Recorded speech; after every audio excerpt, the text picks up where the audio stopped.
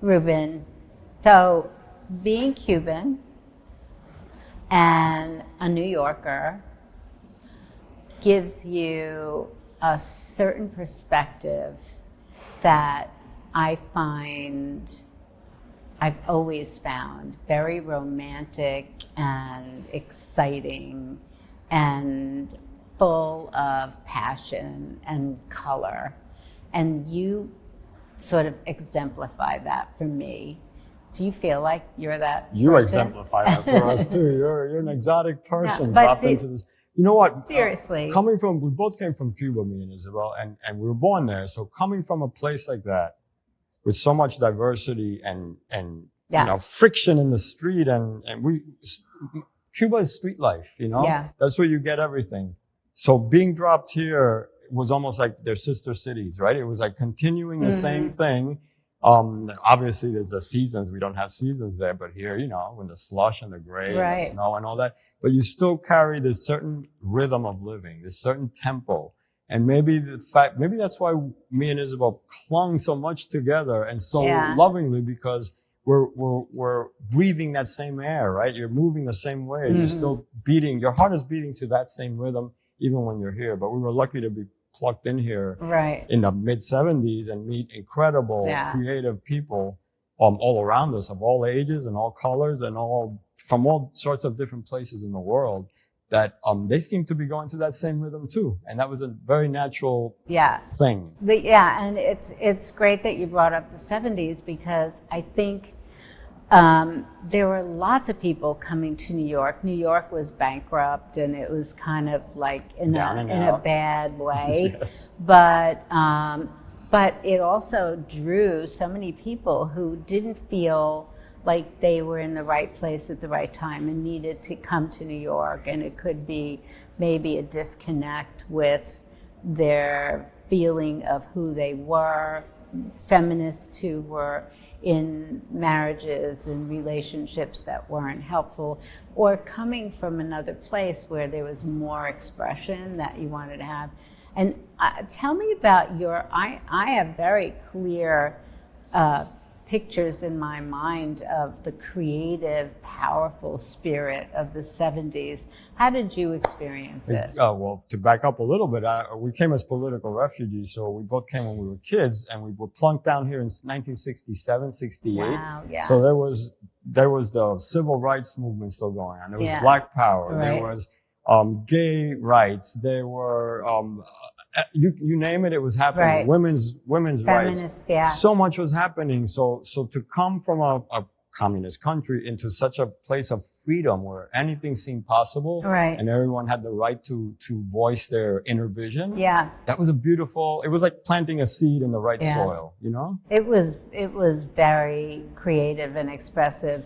What were your impressions of the power of the creativity of that time? What did you take away? It was just so open, like I said, open borders. It was like we came into this gigantic, free, no borders, a giant plateau where anything was possible. Yeah. And the mix between fashion and art and dance and writing and everything. Pop culture and high life and fur coats and street people. Just this mix, the subway world.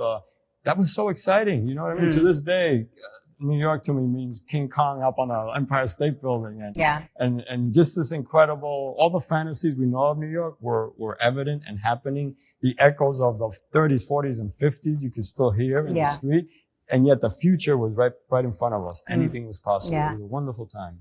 And I mean, I have these little pictures.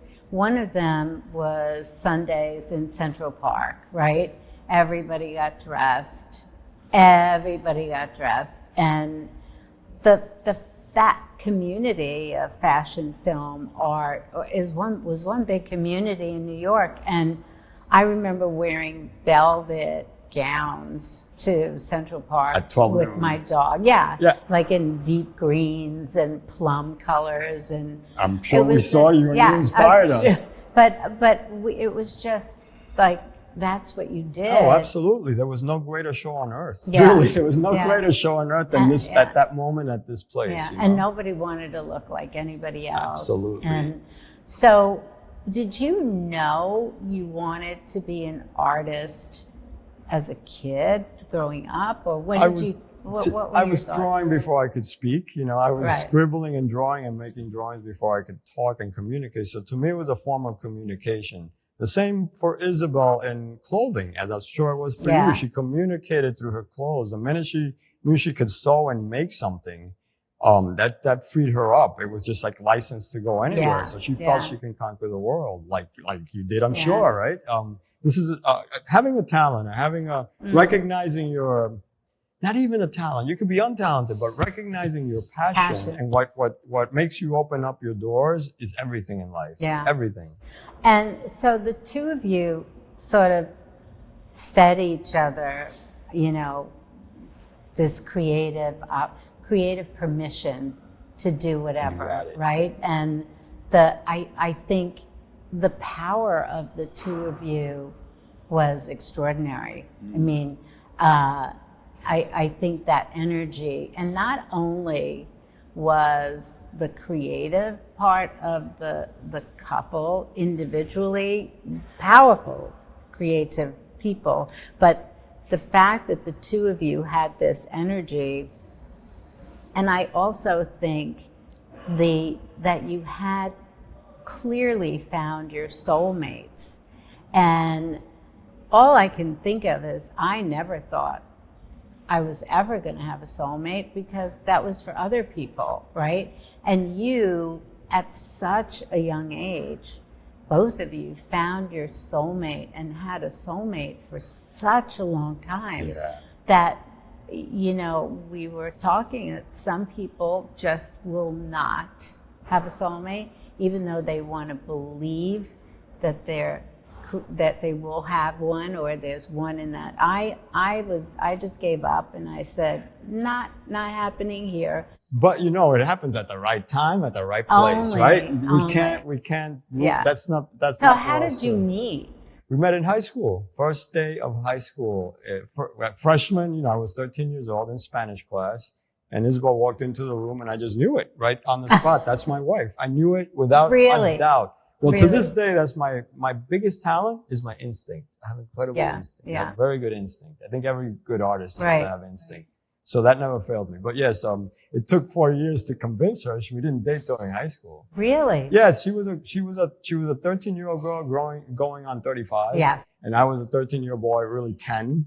You know what I mean? Women mature faster. Yeah, women mature faster. Yeah. And she was way ahead of me in that world. She was the youngest of 3 sisters. So she was chaperoning her sisters at Studio 54 and Xenon and The Loft when she was still 10, 12 years old. So she grew up fast and she learned from them. So she was way more sophisticated than I was.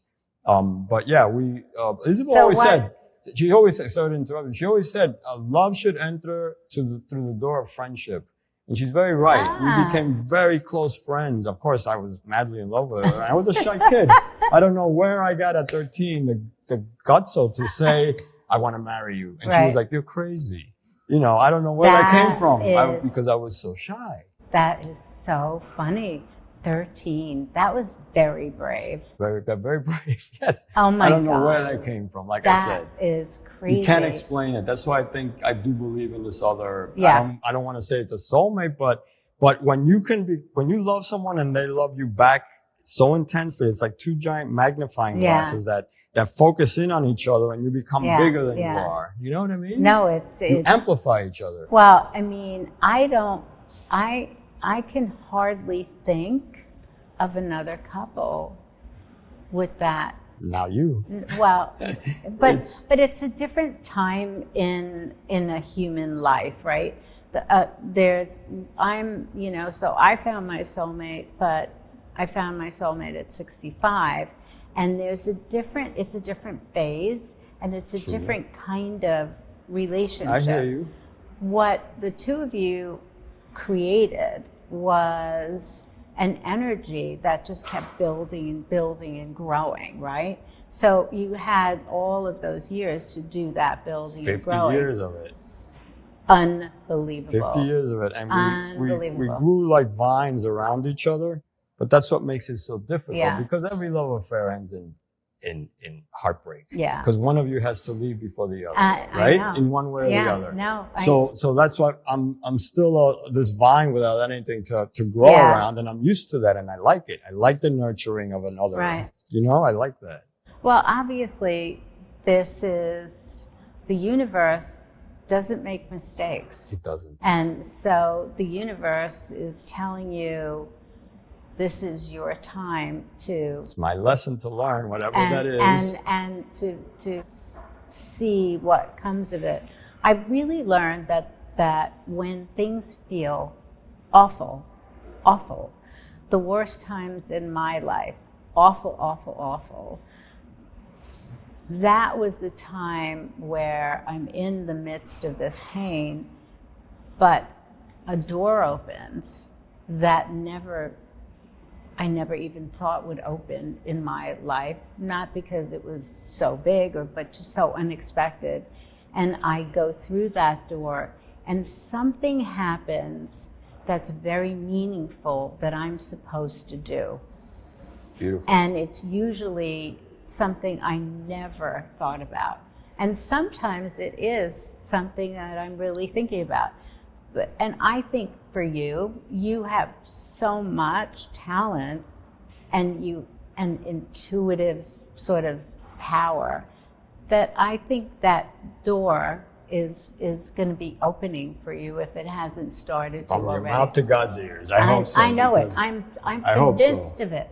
I'm convinced it always does, and I think it's the process of where you get to there. You wouldn't have this purpose.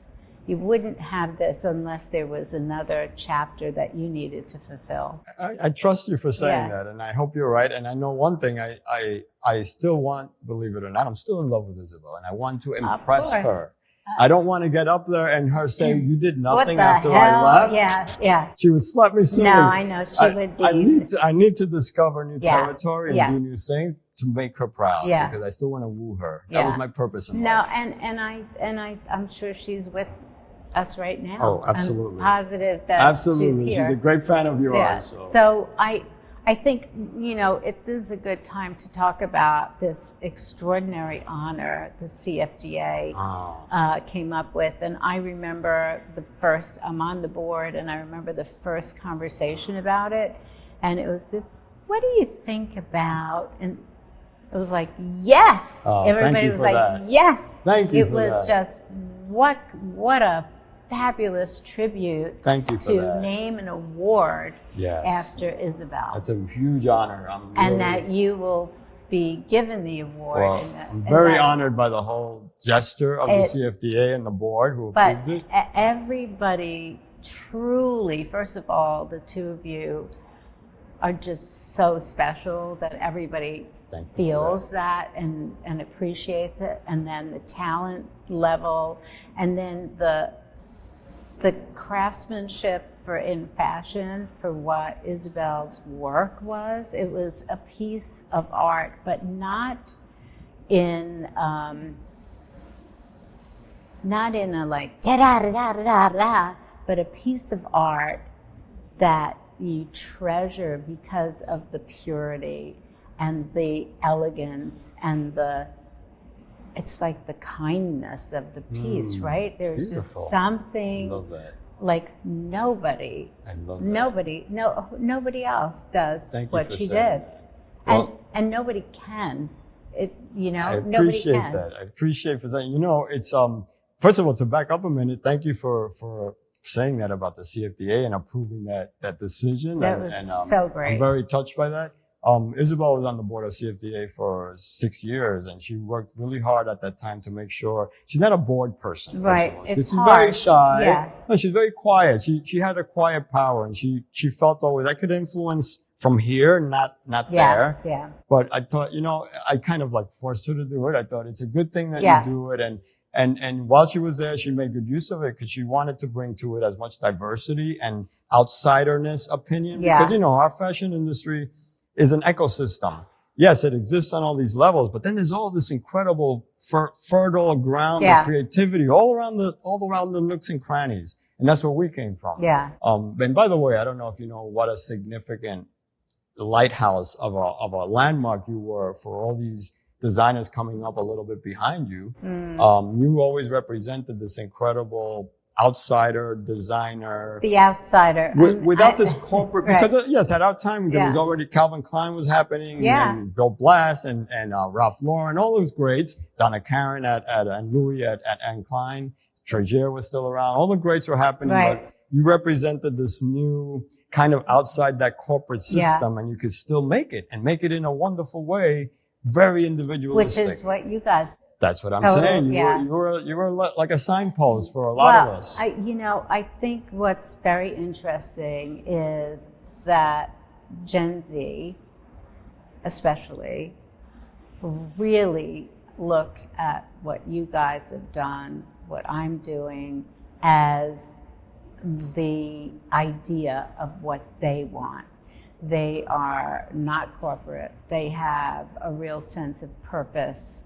They have a real commitment of what they want.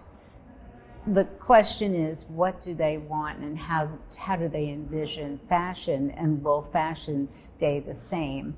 And it won't. No, fashion changes. That's why we love fashion, right? It changes all the time. But I think it's even more than the change of a season, or I think philosophically, there's so many clothes everywhere. There's too much. People are burning clothes. They're dumping clothes in places where we're producing too much. And we're producing clothes that aren't enough.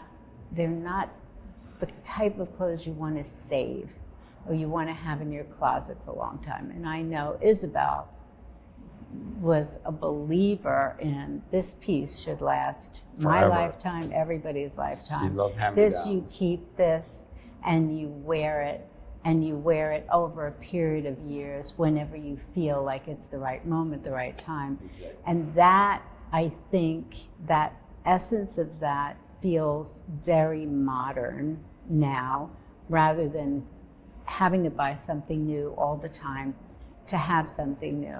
Exactly. And sometimes it's fun to buy something that adds to your closet, but how did you kind of see her vision about that, about wearing clothes and doing that? Well, first of all, she interned at the Met Costume Institute with Diana Vreeland, and that's where we met Andre Leon Talley and Simon Doon and a bunch of great friends. That's right. Way back then, and I got her that internship through somebody I knew that I was working with at Parachute down in Soho, and I would go pick her up after. Back then, the exhibitions were gigantic, and it took casts of thousands to make them happen. So they needed interns, and Isabel could hand sew. So they took her in to repair things. So she was repairing Worth, and she was repairing Balenciaga, and she was repairing Schiaparelli and Vionnet.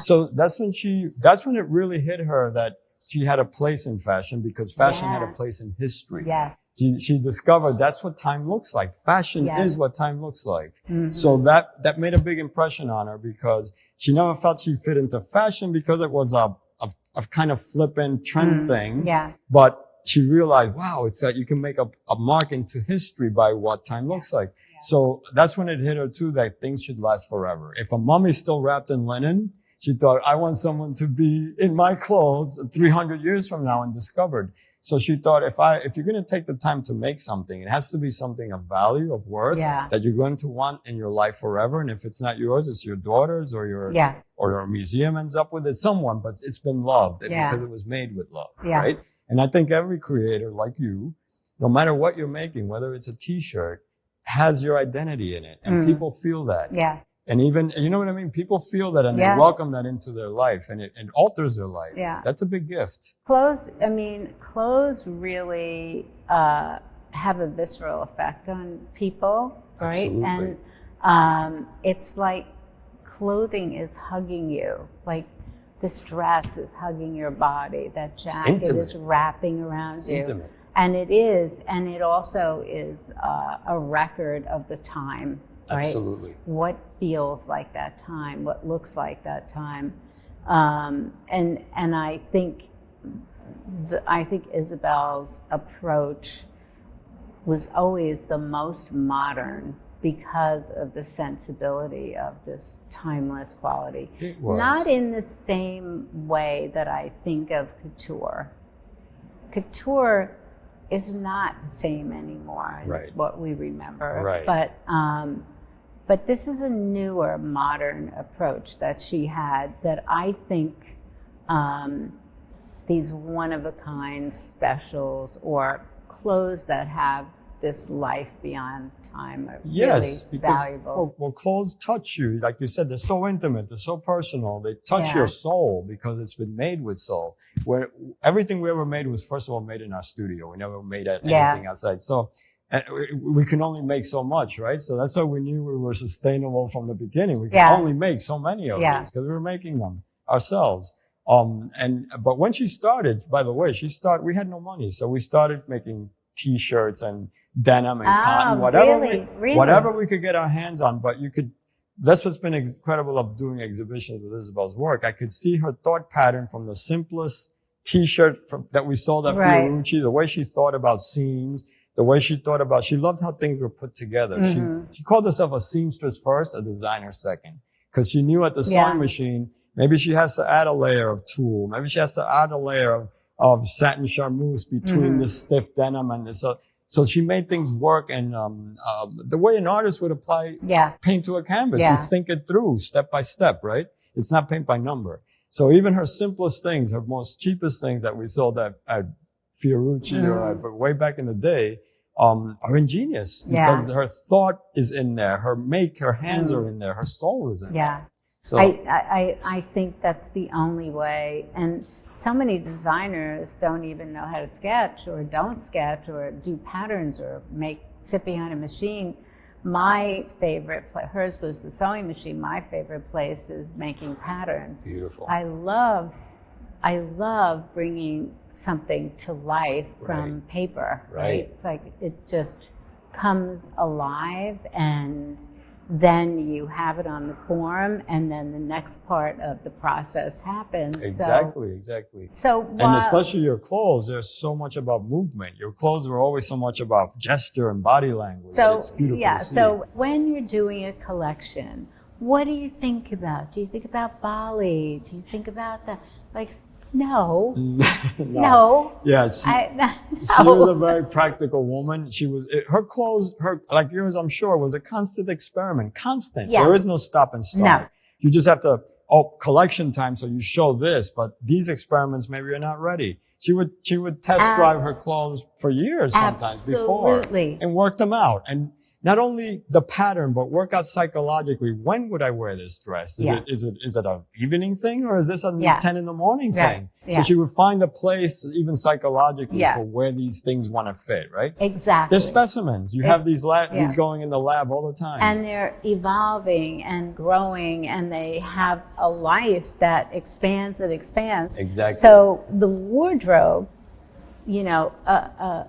an Isabel wardrobe would be this, like you said, in any of the installations, it's an evolution of this art.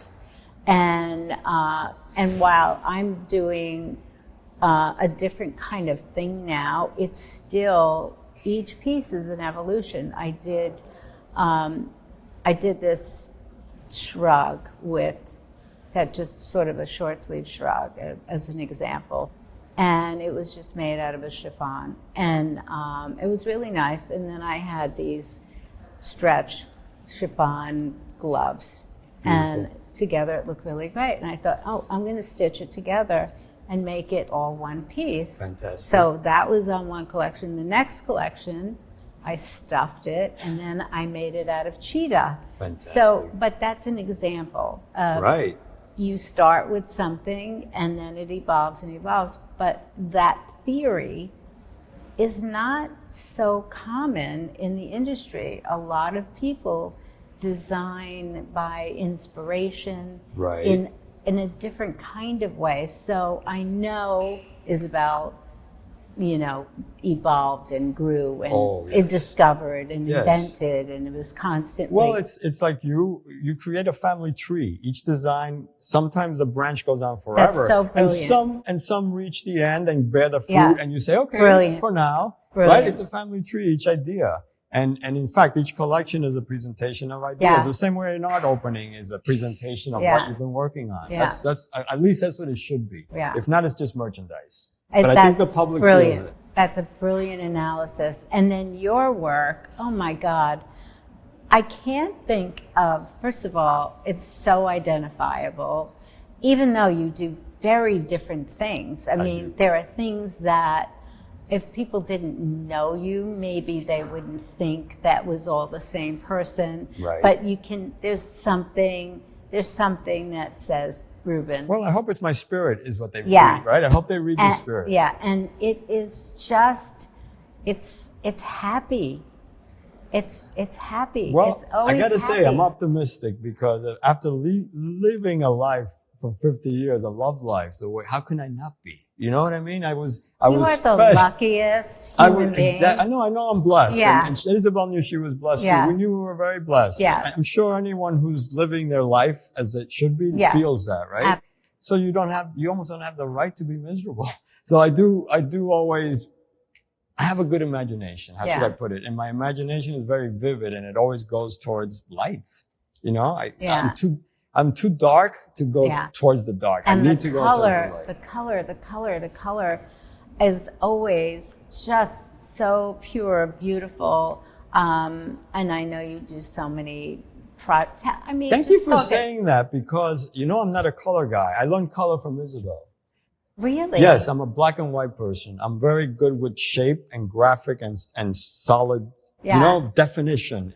And that's what Isabel loved about my work. And she loved tones. She could look through 300 tones of grays and she loved colors you couldn't name. That was her favorite thing. Colors that do not have a name. That Right, was Isabel. that's very It's funny. not quite burgundy. It's not quite red. No. It's not quite grape. What is it? That's the color she loved, So she taught me the subtleties of color and also her color combinations. She would mix, olive drab with baby blue or like, some horrible charcoal gray ox blood color with the palest pink. Yeah. Just these color combinations that would blow my mind. And of course that influences my work, my paintings, everything I do.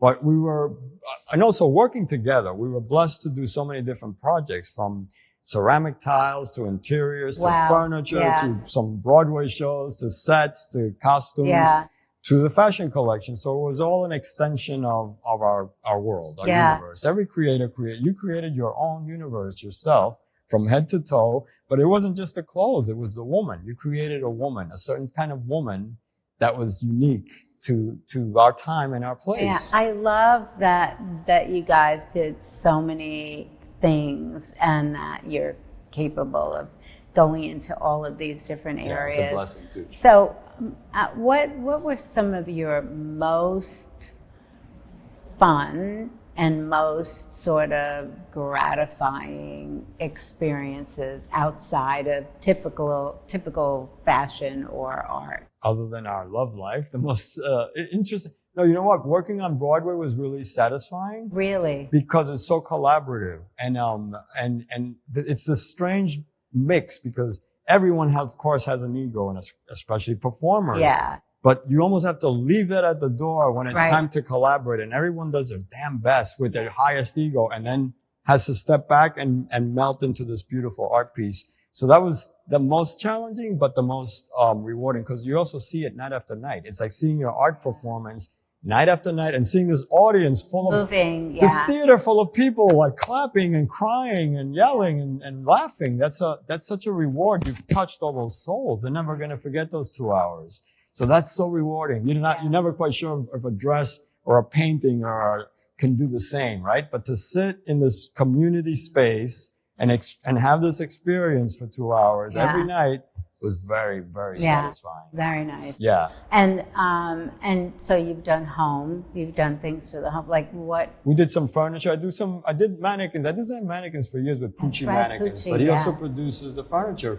of mine, some furniture. Wow. And speaking of furniture, I know you did some beautiful, beautiful furniture. You did some beds that our friend Yeah. Angel Estrada was crazy about. So I love her.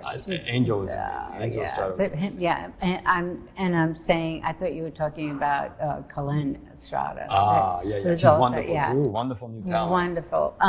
So doing home, what about that? What was that experience? What do you feel when you're doing? Well, first that? I gotta tell you the Angel Estrada story, because he was nuts about your beds, Oh. and there was a showroom in Soho at the time he was dying to buy your bed, and he dragged me and Isabel. He was like, you know, it was Norma, mine. He said, you know, Norma Kamali's doing beds, and we were Yeah. like, what? No way! And we were like, it was the most beautiful, streamlined. It was like a Art Deco future silver platter bed. It was so beautiful. He ended up buying it, by the way. Oh, actually, that's right. You did these amazing beds. I designed furniture for a period of time, and I loved it. Yeah. I loved the experience, which is why I'm asking you. Because, yeah. Well, because first of all, fashion is a greedy thing. Or I should say, design is a greedy. It wants to remake the world, right? Yeah, When you're a designer, yeah. you want to design the world. Yeah. You want to design the street, the trees, the buildings, and not out of ego, but because you have ideas, right? So doing furniture it's an extension of what the world should be like. It's also hugging people. Absolutely, right? and you touch it, yeah. and you feel it. So when you think about furniture,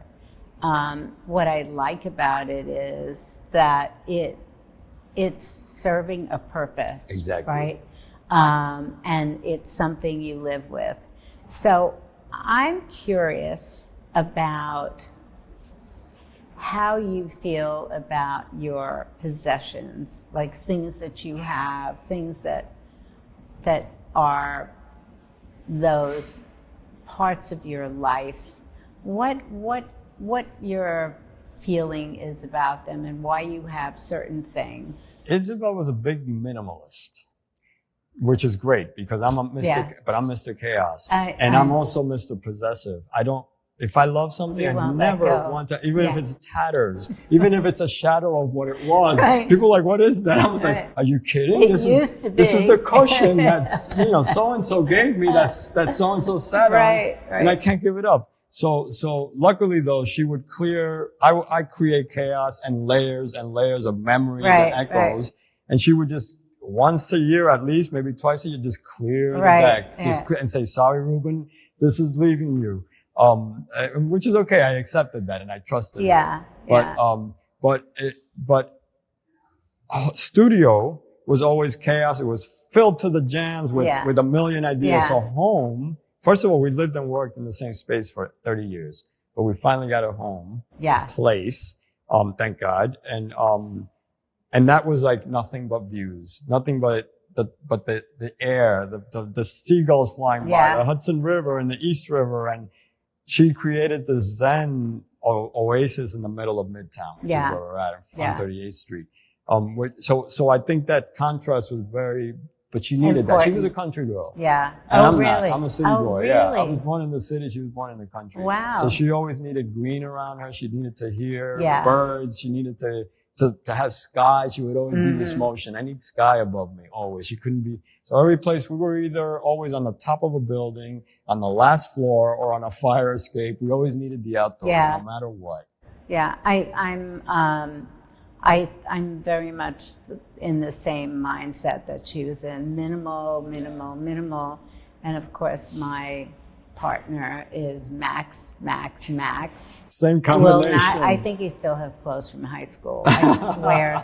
And he's like, my kind of guy. We gotta do something. He's my kind of guy. I love that. But I think that means longevity. He loves longevity, which is a good thing for you. Well, that's a good thing. Yes, he's gonna love you forever. Trust me. Well, I think when you're with somebody, that even if you're so different, but you feed each other, it's really a very special situation. By the way, me and Isabel were completely opposite personalities. Oh. People would assume we could finish each other's sentence. They always wrote Right. this. And we did, but in a da-da way. Right. It was the unexpected ending to this beginning Right. sentence. So we were comfortable about that, and we loved surprising each other. So whenever I thought I knew Isabel, she would completely surprise me right up Yeah. until the last day and just shock me with Right. this other person. And I think that's why she enjoyed being with me, because I let her be who she was. Right. And we were always changing as people, you know. Right. And her birthday was April 9 and I'm April 10. Yeah. So we were one day apart. That's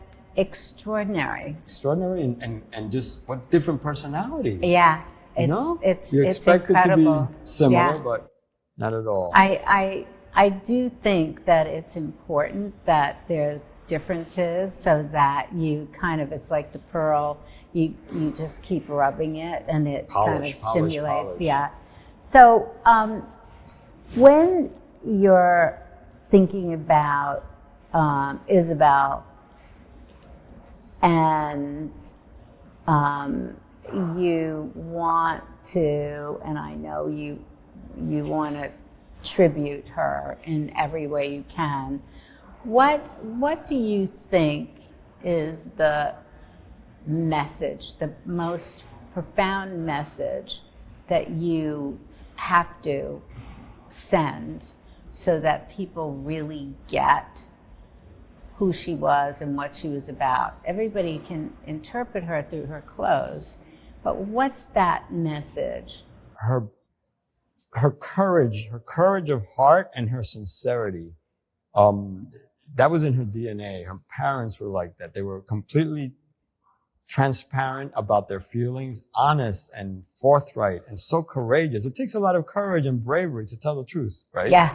And also to understand it's your truth, not everybody else's. Right. But what your gift is your sincerity. Mm-hmm. And I think she was very brave, and she did it through her work, her clothes, like you do. She expressed herself that way, and I think because she was also very, very shy. Mm. So she internalized all that courage and that strength, and it shows in her work. Yeah.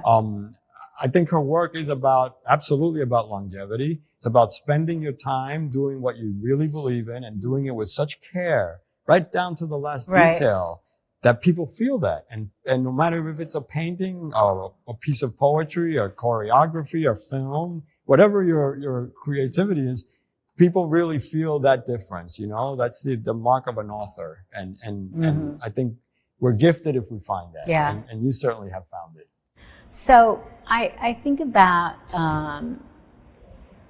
the message of Isabel as a person, Isabel as a creative person, a brilliant artist. And I think about you in the same way. Brilliant artist, like an unbelievable imagination. I mean, I just love it. I was showing Marty the little thank you card you wrote, and I said, this is Ruben. This is like to him a thank you card. And look at it, and I don't save anything, and I'm saving the I'm sorry I made you save something. No, but it's just so clever, but in this beautiful, expressive way.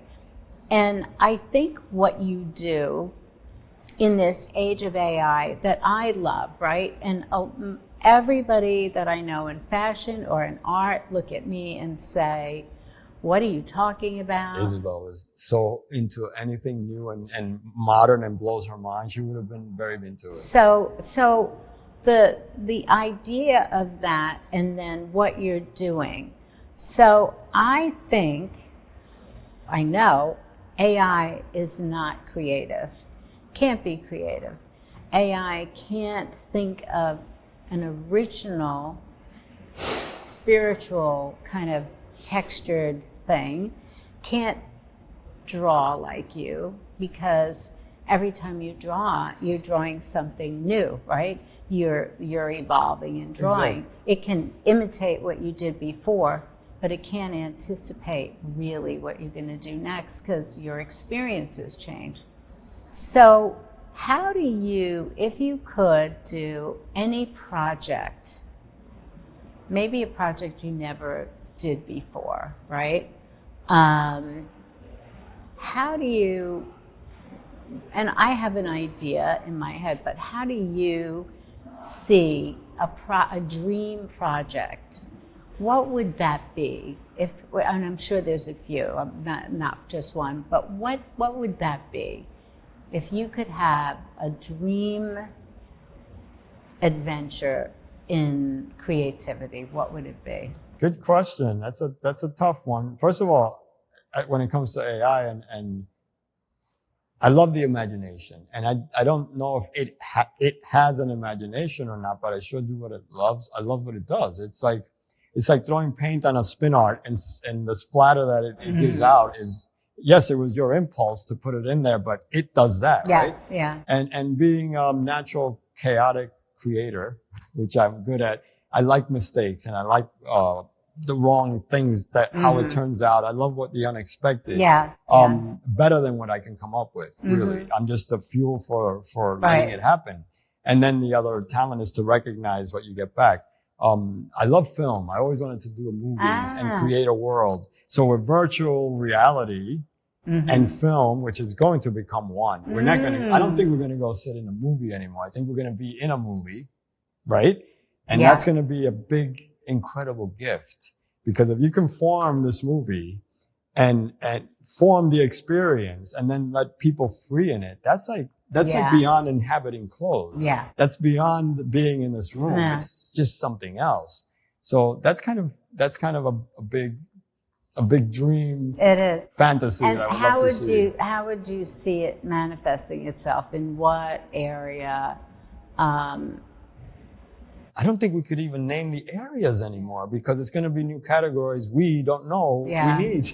I mean, I think about education a lot and AI. And I also think, like you were saying, VR, for teaching, like if you have a white space, a white room, and you create a film or some kind of experience, and you have students interacting with it in the room, whatever, if it's a historical reference or the story of Isabel and what she's done, and then in come these art students, fashion students, and they interact with what she's done.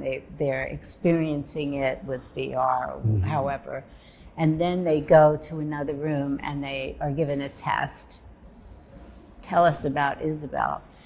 It's in there. It's already in their cells because they were participating, and then everybody's version of it is right. Exactly. Because it's their own experience. Exactly. In it. Sincere. So that to me is a great way to use creativity, film, art, whatever, to teach kids, right? Yeah, because the way we teach children now, I'm not sure we're as successful as you were a good student, by the way. I was. And how did you learn to? I was a goody two shoes.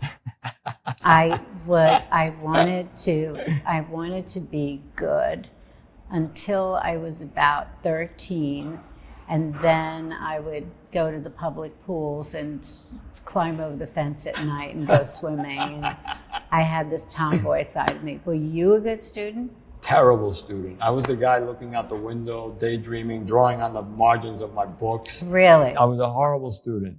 Just the worst.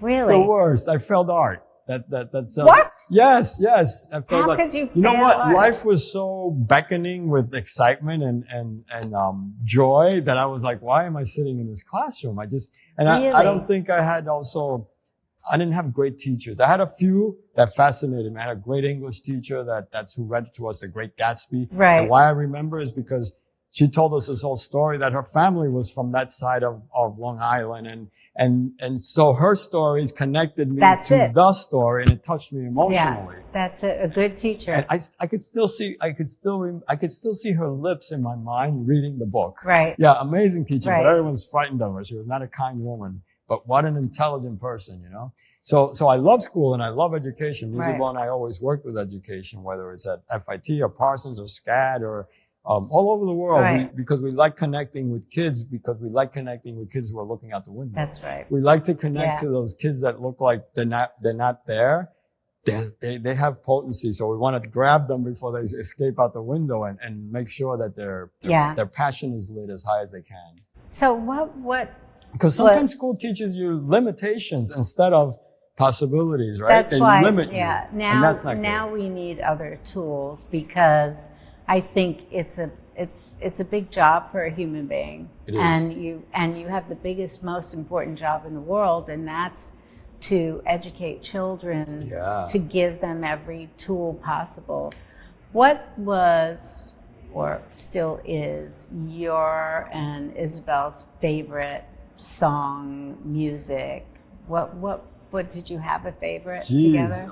So much, because we're coming from Cuba, which is such a culturally, so music is so important to us. But to us, music is just like someone tapping on their chair, or we hear music in everything, you know? Yeah. So that's an important thing. But we also came to this country and discovered music at just the right time. It was like the end of like this incredible American hippie movement. And the very start of the dance culture, disco before it became bad, and then punk and the new wave.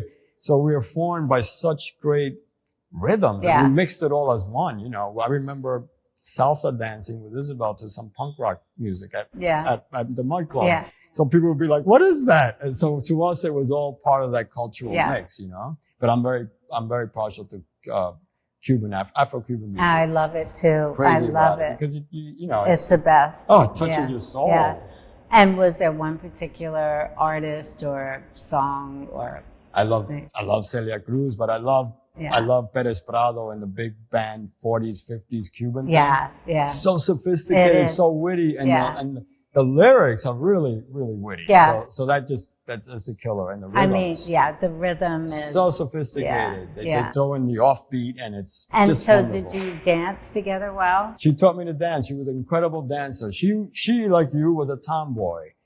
She went from playing stickball with rolled up jeans and a sweatshirt overnight one summer to shaving her legs, plucking her eyebrows, making her own dresses, and suddenly she was a woman. Right. She was going to discos and she was winning disco dance contests. So the athleticism of being a tomboy to dance is very crucial. That is very funny. You know what? When you went out to dance, now people say, I'm going out to dance. Back in the day, you went out to dance, and if you went there at 11 at night, you didn't come home till 6 in the morning. No. And it was nonstop twirling and dancing, and it was a workout. And those were the best workouts, I have to say. Completely. I actually got married at 19, and I was at the first, I'm trying to think of the year. I was at the first club in New York,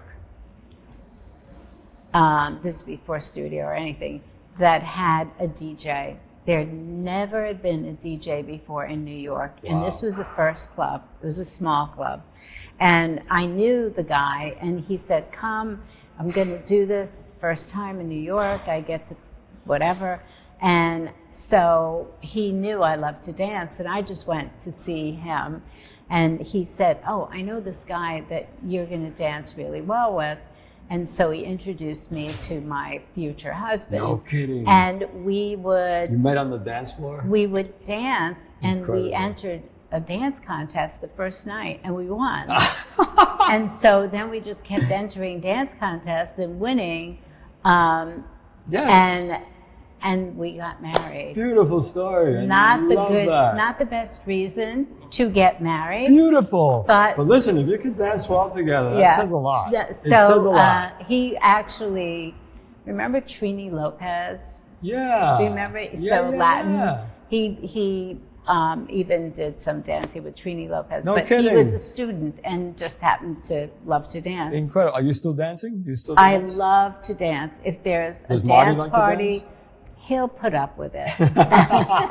But if there's a dance party, I'm there, and I can dance all night. Fantastic. I love dancing. I love Latin dancing. I love I love dancing. Well, it is just one of the most beautiful Yeah. human expressions. And of course, couple dancing or touch dancing is phenomenal. I can't Yeah. believe anyone would give that up. Yeah. Because what a beautiful way to get to know someone. Oh, without any more than that. Yeah. But it's such you learn each other's moves. Yeah. You learn each other's Yeah. steps. And I watch, you know, on YouTube and on, you know, social media, these dance couples who just really have the movements and the rhythm together, and it's magic. It is magic. It happens. It's really beautiful. And at that time, as you know, when you went out, you not just saw one incredible dancing couple. There was a dance floor full of 50 incredible dancing couples, and you just couldn't believe it. Yeah. And many of them were making up their own steps. Well, that's the whole thing. You dance, and then the more you dance, the more you're interpreting and creating. Improvisation. Yeah. So did you guys dance a lot? We danced. We would dance. It's embarrassing to say, but after dinner at night, we would dance at home. I love that. Just because I'm we had to. Jealous. Just for 5 minutes, but we had to do it. I know. And Isabel would crack me up because she loved to do her interpretive dance. She would do like regular dance. And then suddenly she'd break away and do some interpretive moment, some Martha Graham thing she would make up. She would crack herself up and crack me up. And that would probably mean, okay, it's the end of the dance. She just wanted to stop and she made me laugh. Yeah. But I loved that about her. She had this incredible, mischievous, humorous side of her that she never showed anyone. I felt privileged for that because I was the only one that got to see it. But she would crack me up. She loved to do comedy dancing.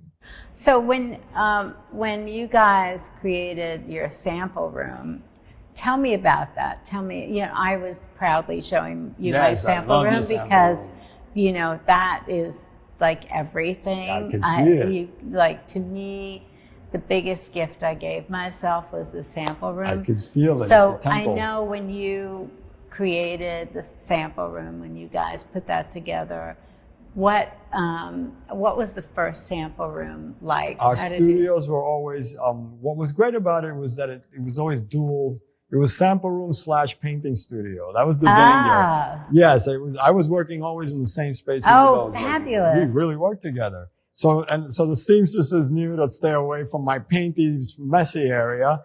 But there was always incredible artwork all around, of course, and there was her work would go into my space. So there was no border there. But she taught every seamstress how to sew. No one ever worked for us that already knew how. So she trained them to do her. Really? Yeah, she loved sewing. So she just knew that she trained people that all the time that didn't know how to sew. She just knew they were careful with their hands and very patient and very attentive because her work. Amazing. Yeah, her work, demands attention, right? Even though they're simple sometimes, it's a very simple pattern and genius, but you have to pay attention to what you're doing and not mess it up. Yeah. But yeah, our sample room was always like, it was sacred. It was sacred space. And also we surrounded ourselves with people that, no toxicity allowed, right? You have to have your workspace is sacred. You have to have a very fertile ground for creativity. Right. So everyone has to be in the right mind, right? So she would pick the personality too, not just the care, but the personality. So important. I mean, I'm so glad you said that because that is really, the fashion industry is known for a lot of hysterical behavior, a lot of screaming and fashion emergencies. It's the show business side of it. But and I'm sure it happened in your studio and sample room.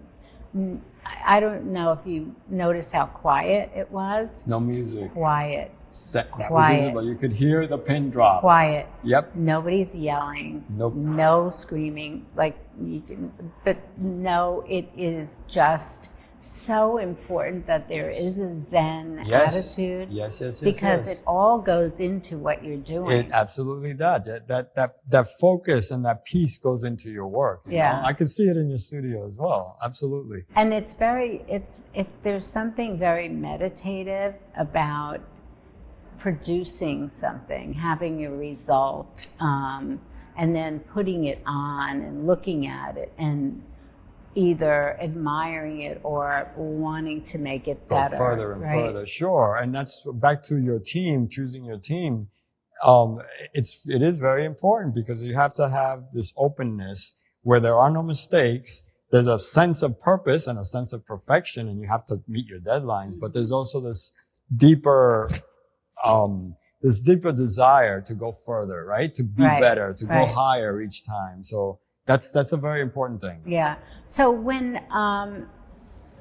Isabel finished her collection, and I know you were busy doing all of your stuff, were you in any way recording the final? Do you have like seasonal records of it? Yes. Well, you have to know that I was in it from the start. We taught each other. First of all, we started our business because I took clothes from her closet she had made for herself. I took them to Patricia Fields and Henry Bendel's. Stop. And got orders on the same day. So I went back home and said, when we were a young married couple, we had no money. I tried to be a sensible man and try to get regular work. Are you? Oh my God. No one would hire me. I was just like, I knew I was, okay, my life is, I'm destined to be this bohemian artist person, and so is Isabel. I would tell her, I told her, I wish you married a doctor or a lawyer. No, but you were definitely an art that being that smart and brave. Well, I knew she had a talent. And necessity made me say, we've got to pay our rent. So I took these clothes, went back home and said, we have to make 12 of these, 24 of these, 36 of these. So we taught ourselves how to grade patterns. We taught ourselves how to cut on the floor, on the living room floor with Goya cans all over as our weights. I love it. My father was a cutter and a tailor, so he taught me some of the tools of the trade, and he gave us a scissor and all that. But we taught ourselves how to do this, delivered the first order to Pat Fields and Bendel's, and that's how we started our business. And did you have people to help sew? No, Isabel sat down and sewed every last piece of it. No. Yes, it's insane. And I made the delivery. I can never forget because you remember due dates? You had to have your clothes in by a certain date. Yeah. And if not, they wouldn't accept it. I remember being at Bendel's at 6 a.m, just so because they had a trick that if the buyer told me, if you deliver the clothes before we open up at 8, then it'll record as the day before and it won't be canceled. And we were right up until the last day because Isabel was back home sewing her. She finished at 4 a.m. I packed it all up and took it and made sure I was there at 6 a.m. and made that delivery after not sleeping all night. So yeah, I was always involved with the cutting, the sewing, the production. I would sell the collection to the buyers and I would see the press. So I was in it. God. Oh, yeah, I was in it the whole time. That's why. That's why I went in. I didn't go into fashion illustration because I wanted to. Yeah. I just knew how clothes were made. Yeah. And because I'm an artist, I could draw clothes, yeah, right? And they're so beautiful. Well, I know what goes in them, and I know motion and I know bodies. So that's why that field opened up for me. But the whole process is still fascinating to me. I don't know if it's still that way because I'm not in it anymore for 5 years now. But the whole spinning wheel of fashion from the getting of the textiles to the cutting of it, to the pattern making, to the fitting, to that whole process, then to seeing doing the show and putting on that fantasy, but then seeing the buyers and how much is this and how many of those and when can you get me this and that I was involved in all of it. So I think all that goes into my drawings. Wow. When I do illustration. I didn't realize you were such a good businessman too. I mean, that's really. I ran our business for 40. I met with Ira Niemark and just everybody, all the Bernie Ozer from Oh my God. And just Bernie Ozer. Oh my God. Amazing. So yeah, I had to deal with all the buyers for all those years and all the incredible press people we've known, all the great writers from Carrie Donovan to... And I'm assuming since she was shy, you had to be the voice and the face and the conversation. I had to learn to do this. And also Isabel told me, if we're going to do this, when we first found out what it took, after you've stayed up for 52 hours making clothes and putting on a show, and then the next day you have to see buyers and press, when we found out that that's what it was like, Isabel said to me, I can sew, I can make clothes, but I'm not going to do that. If you can do that, I'm with you, but if not, so I had to learn to do this, right? I didn't realize how involved. Of course you were. Of course, knowing more and more of her personality, of course you had to. And she was this involved in my artwork too. That's what's incredible. She would see, whenever Andy Warhol would send me some collectors because I was never with a gallery. I didn't have time and I didn't like that world. Well, I should say I wasn't allowed into the art world. The fashion world opened its doors to us, not art. Really? There was that moment where you could choose, right? And it was a club that you had to belong to. You had to go to the right schools and know the right people, Yeah. even though it was a very open time. Yeah. Because of course I met Andy at Fiorucci when I was working there, and I met So Basquiat and Keith Haring and Kenny Scharf and all these great people at that time. That's where the crossover was happening. But I realized that art was to get into a gallery and to make a living from it, you had to be part of that world. And Isabel spoke their language, funny enough, and I spoke the language of the fashion people because I could communicate. And also fashion and commercialism is very open. It's very transactional. It's like, I want these by this date and this is how much money you're going to get. But art is this other mysterious dance, ethereal. Yeah. And Isabel was good at that because she's a poet. You know, she had a soul of a poet.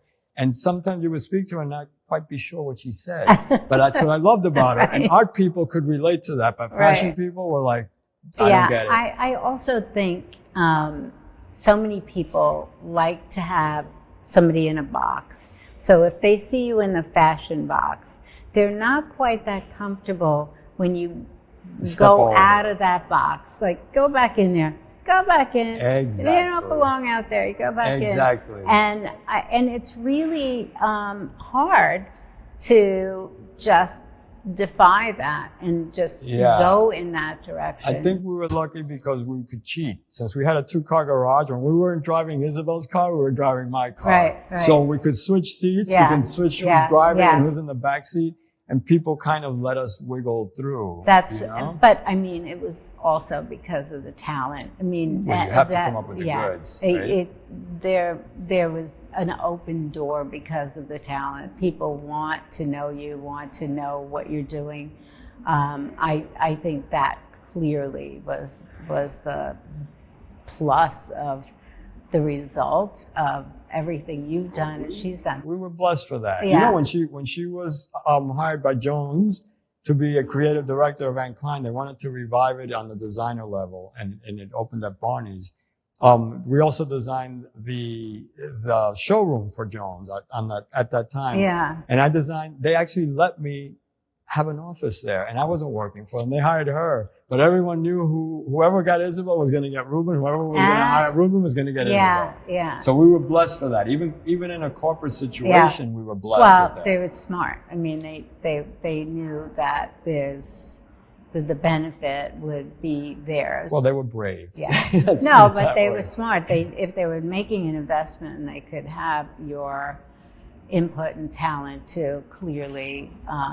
I think. But talk about going over the borders. You were designing furniture. You were designing jewelry. You were designing shoes. You were designing. I mean, interiors. Everything. But the point is, if you are creative, you can do all of that. But the bravery to go through the door. I mean, if you want to, then you do it. Now, I think the bravery is really in having your own company without partners. Without people telling you how to design. That was hard. That is bravery. With no backing, no backing. We couldn't get a checking account when we first got married. Can you imagine? We couldn't have a bank account. Absolutely. You know now, what it's like. There are not very many people who are in the fashion industry or in many of the creative industries who can say that they survived for a period of time. It's usually a very short period of time, and then they have to sell or they have to change the philosophy of the company. Right. There are some companies, like possibly Jones would have been one of those companies who believed in the spirit of what you guys were doing to make that. But there are very, very few people that can survive being independent, having a point of view, having a strong point of view, and sticking to it philosophically, authentically, and with determination. And so how is that? I'm sure if it's anything like mine, it's like, whoa, everything is great. Oh my God, everything is great. Oh no, what's feast or happening? famine. Yeah. It's feast or famine. Right. And like Bill Cunningham said, you guys lead the life of like bohemian splendor. Yeah. And it's true because sometimes you're having dinner on the fire escape. That's all you can afford, and you haven't been to a restaurant in years. Yeah. And other times you're living the high life. But I think those highs and lows of life is what makes you appreciate the highs, right? You treasure them when you're there on that level. Yeah. Because you know it could drop off any minute, But we ran our company like artists for 40 years, which is a long time. We never had to lay off a staff member. Our team was our family, and we took care of everyone, really, truly like a family, right to the last moment. And that's a really big, gratifying feeling, Huge. Every penny you make goes right back into your company, Absolutely. your world, your fabrics, your people. Absolutely. I'm proud that our people who work for us were able to buy their house and put their kids through. They were all immigrants too. They bought their house and they put their kids through college, and that's such a gratifying feeling that you affected more than, yes, the clothing is brilliant, right? But more than that, it's the life you let everyone lead. It's like a ripple that goes out and out and out and out. And the work family is a very significant family. Yes. I mean, my work family here, they're a significant part of my life. I spend more time with them than anyone else. Exactly true. And while it's a goal-oriented kind of relationship, we still are spending a lot of time together, sharing good experiences, bad experiences, getting through problems, building something together. Sure. It's a very special part of the fashion industry. Team. It is. It's satisfying. It's not all easy. Sometimes you get a bad seed and you have to figure out how are we going to handle this little situation, And then maybe you ignore it for a while and someone comes to you and says, bad seed, and you're like, okay, yes, I know how did that happen. I know it happens, but it is gratifying to know that you can affect people's lives for the better. And they affect yours. It's true, and but that's a special person that could live a life that fulfilling in this work family, like you're saying. We see them more than our own family. But if you can make that rich, you want to get up in the morning to work. You want to. You don't want to leave. And everybody should feel that way when they come in. So. That they feel good to be part of a team. And it's people that you put together who didn't know each other, came from different worlds, have different ideas about what morally is good or bad, what their political differences are, what their religious differences are. And it's not about the differences. In our world, we live in a world that's all about differences. Sure. But in a functioning situation, it's all about what we have the same. And I think in your world, in the history of that workplace, it was all about the commonality, what people had gathered together as their unity. I mean, it's about humanity, right? Because we're all different, but it's about humanity. It's like, it's knowing that your soul is satisfied, and you want the best from your worker. You want your worker to give you their very best, and I want to give you my very best. And when I work for someone, I want to give them my very best. So it's a kind of continuation. It's really, really important, and I think that people who have that experience in a workplace where it is a family, that environment really should describe the city we live in, the state we live in, the country we live in, the world we live in. I agree. I just feel like we're disconnected from each other now globally. What are your thoughts about that? I'm sad about that because when I connect with people, when I still see students, I still sense with them this beautiful passion and this beautiful... Right. So I don't want to buy into this myth that we're disconnected. Like, we keep repeating this. And yes, we are. I saw that happen the minute the cell phone... I still don't own a cell phone, as you know. We never owned the cell phone. No, I don't know that. We never owned the cell phone, me or Isabel. We're always together, and we didn't have kids, so who's looking for us? We had the same landline. I still have the same phone number for 40 years now. Yeah, it's the same phone number. So we're very steady Eddie people, We're not gonna, we're not flippant. But when cell phones first came in, I remember me and Isabel discussing this. We've lost our friends because they became busier on their cell phone then. And even when they were with us, they were busy showing us stuff on their phone instead of just talking, right? Yes. And paint me the picture. I don't really want to see it. Paint me the picture. Yes. So I think that, yes, I'm aware that disconnect started happening then, but I think we can't be cowards and say, oh, it's because technology. No. Let's refuse to be it's disconnected. people. Yes, Yeah. let's refuse to be Yeah. disconnected. And I want to give kids at least by our lived experience, show them this is the seed we grew up in. This is the fertile ground we made. And you must make that for yourself, whatever that's going to look like. Maybe it's not the same, but you must make fertile ground for yourself, whether it's your work family, your partners. Right. Because we're not meant to be alone. We live in this world. Yeah. We are individuals, but we're also a community. Right.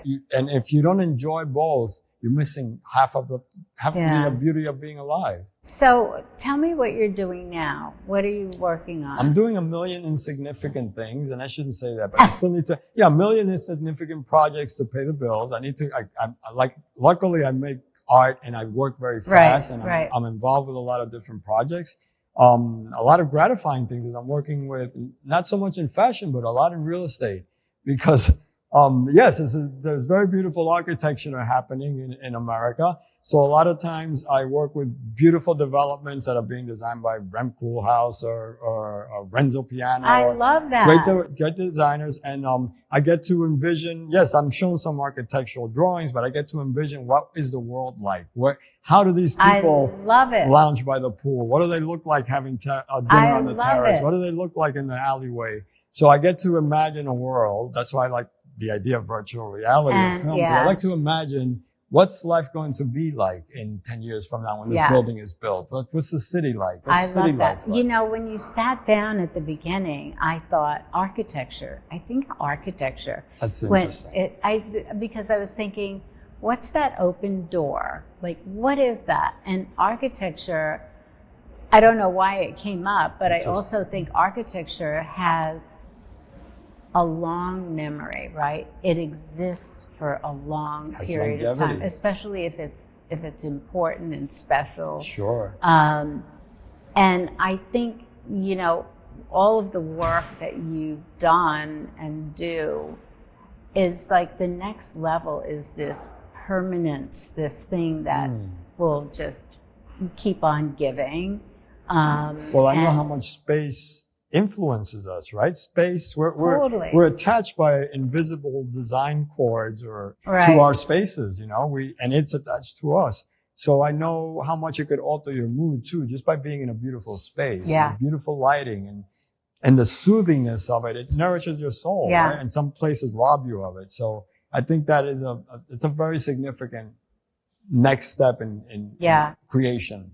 I totally see you in that. I totally can imagine that would be a very new, exciting adventure for you, and it would be great for the population to get your sense of humor, your personality, that whole spirit. I think that that's such a great match. Getting involved with it. Isn't that fabulous that that's what you're doing? Yeah, no, it's exciting. I really, I look forward to watching and seeing what you're up to, because I know the universe has a plan, and thank you for saying that, and thank you for saying you're going to be looking for it, because artists need an audience. You know that we creators need an audience, and we're only as good as. You want to please your audience. We're only as good as who your audience is. So thank you for that. I know that this is going to really upset you, but I feel like social media is so trashy. But every once in a while, there's an expression and you choose who you want to follow, right? And I very rarely, this is coming from someone who, I very rarely personally take a picture of myself and post it. I don't think that that's an important participation for me in social media. I think there are other things that people would like from me, and I understand that purpose. But I think to watch somebody, one of the platforms is social media, and to watch that kind of what will happen, what will that guy be doing, what is he working on, and you can create it as an art form, because there are some brilliant artists and brilliant poets and people who are doing very special things and have a selected audience. But I do think, and it could even be a private that you allow certain people in, but I think it's something to think about. I know this is really left field for you and what you've resisted. However, it's another medium, and it could be a private Instagram account or something, or YouTube thing where you do these things that tell the story of what you're doing. Just so you know, I'm not anti-tech, but I'm just a clumsy person, and I'm not good with gadgets. So I tend to break every machine. But this is art that you just post the art you want. You post this. I mean, for me, I think. You do a lot of it for yourself? We post something every day, Great. But you can post a story or a piece of art every day. Just could be anything, and it's something that I would follow because I would love to see what you thought about that day, or how you envisioned that day. So I wouldn't close the door. I would explore a little bit, because I think there are a lot of people who want to see what you're doing and know and follow you, and that is a lot of how we know what people are doing now. It's true. But you can do it on your own terms. That's true. You're very kind to say that. Do you follow a lot of people, a lot of young artists and designers? I follow certain people. I mean, there are things that I love. I mean, it's a wide range. There are different artists, there are different designers, there are different... I have a dachshund, so I follow dachshund things too that are very funny, because dachshund owners are all crazy, and I'm one of them. Or I'll follow, I like working out, and there's a workout that I love called Animal Flow. So I follow people who do Animal Flow so I can learn the best way to do it.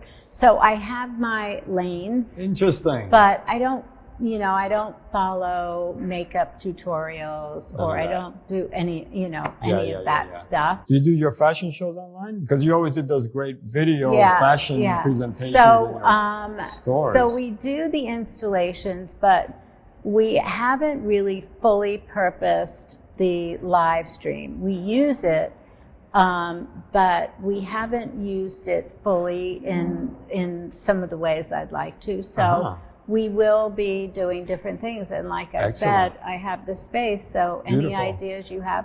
We also have this LED wall, and you can put your art up here. Beautiful. You can do any kind of presentation. You can create a little film of art and present it here.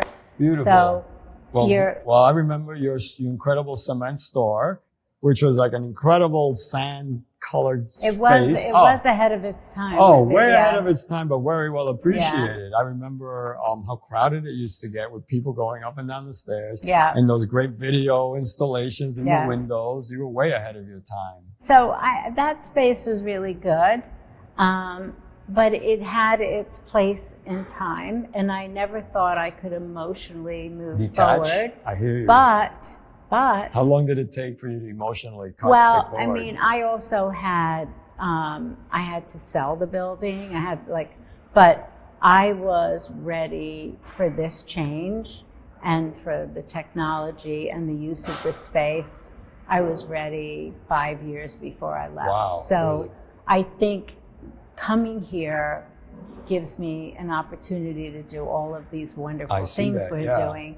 And I think for you, there's this next open space of opportunity that Isabel would be very proud of. She would. So I'm nudging. Well, thank you for that. And you're in I cahoots feel, with Isabel. I feel her saying, You're in cahoots "Make with it Isabel. I could happen." feel it. I could feel it. Too hard to resist. Yeah. Thank you for There are that. too many similar things in talking about her and your relationship in my experience. So I feel like this that. was a destined I could see that. conversation. So I appreciate first that. of all, I am so appreciative of you being part of our culture and sharing what you do.